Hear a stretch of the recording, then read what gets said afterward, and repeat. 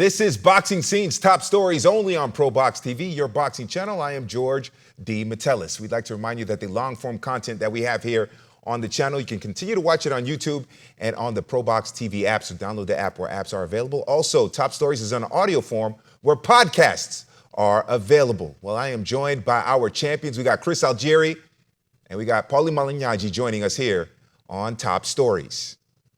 Well, promoter Tom Loeffler is hopeful that his 154-pound fighter SERHII Bohachuk will land on the December 21st Riyadh season Saudi Arabia card, headlined, of course, by that rematch between Alexander Usyk and Tyson Fury. After Bohachuk's narrow loss to VERGIL Ortiz, Turki Al-Sheikh has shown interest in putting the Ukrainian on the undercard of that heavyweight showdown with another Ukrainian headlining, and of course, talking about Alexander Usyk. All right, Chris, we know that super welterweight is a deep division with some excellent fighters. What do you want to see from Bohachuk?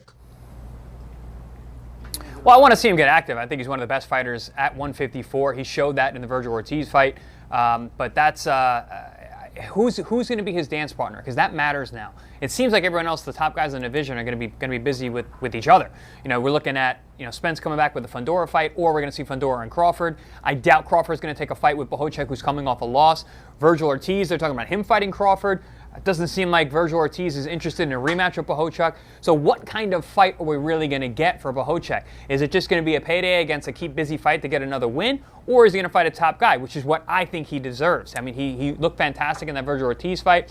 But the problem now is he looked very, very good and dangerous in that fight. He's got 2 losses, no world title. He is a huge risk. So low reward, high risk fighter. The only reward is that you'd be fighting on a Turki Al-Sheikh card and possibly getting a big payday being his opponent. But I don't know how many guys are going to raise their hand to step into that position right now because of the big fights that loom in the division. Bohachuk being mentioned on a Turki Al-Sheikh card?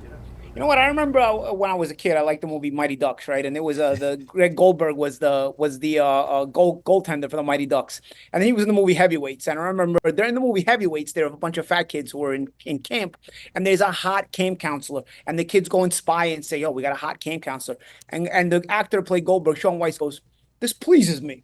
Well, guys, I got my movie line. This pleases me. Bohachuk deserves to be on these big cards. I am happy to see Turki Al-Sheikh take notice of SERHII Bohachuk, because I thought that was a very close fight with VERGIL Ortiz. I really felt that a rematch would be in order. If a rematch is not going to be made, Bohachuk getting put on these big events, keeping the eyeballs on a fighter like this, keeps him hot. It keeps him on.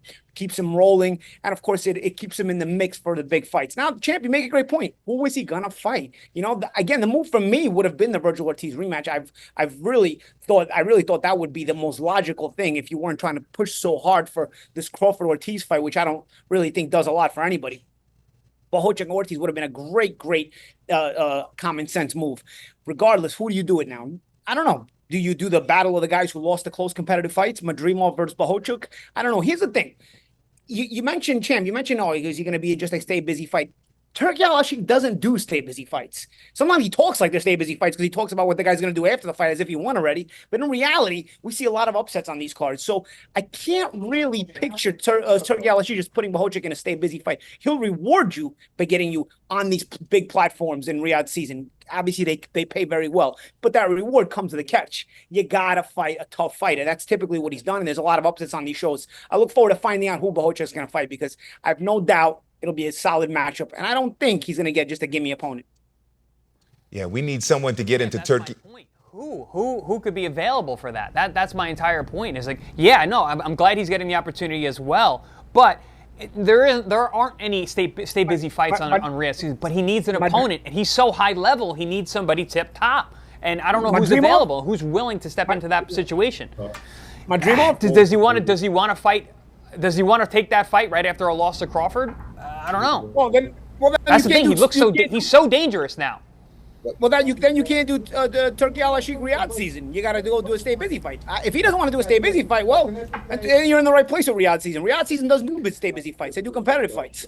It's up to him. Cat's out of the bag about Bohachuk now. Cat's out of the bag. The guy can fight, and he's dangerous, and he's strong. Again, the logical thing would have been the Ortiz rematch regardless, and that would have been a tough fight anyway. Even if, you know, if you do go into an immediate rematch, regardless, that's a tough fight. So either way, I think you just stay busy, you stay hot. If he makes Ortiz and Crawford, that's a tough fight for Ortiz too. These guys just tore into each other, but I got a feeling they're going to want to stay hot. They want to stay in the big paydays, which means they're going to have to take tough fights. I like the idea of Madrimov. Did you just mention logic? Did you mention logic and matchmaking and boxing? What are we talking? What are we doing? What year are we in? What is this? Yeah. The logic or rationality how we make these fights? I'm going by the logic of what I've seen in Riyadh season. Right? Boxing maybe doesn't have so much logic, but I'm going by the logic of what I've seen in Riyadh season. A lot of upsets, a lot of tough matchups. I can't think of like an opponent that's been a warm-up fight or a tune-up fight on a Riyadh season card. I can't think of it. Everybody's had tough matchups, solid matchups.